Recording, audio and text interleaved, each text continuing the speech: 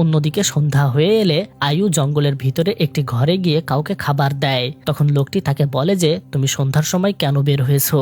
সে আয়ুকে দ্রুত বাড়ি ফিরে যেতে বলে। এরপর মাগরিবের সময় মসজিদে আদি এবং সামান আরো কিছু বাচ্চাদের সাথে ছিল। সেখানে ইমাম তাদেরকে কিছু হাদিস শেখায় এবং বলে তোমরা সন্ধ্যার সময় বাইরে থাকবে না, এই সময়টা কোনোভাবেই নিরাপদ নয়। একটি মেয়ে প্রশ্ন করে তাহলে আমরা মাগরিবের নামাজ পড়তে আসবো কিভাবে।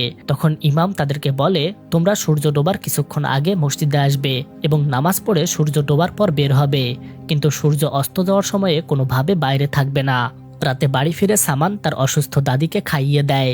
বাড়িতে সামান এবং তার অসুস্থ দাদি থাকে।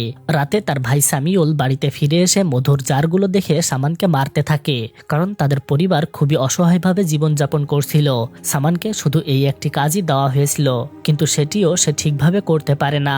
এ কারণে সামিউল রেগে যায়। সামিউন সামানকে বলে কাল যেন সবগুলো জার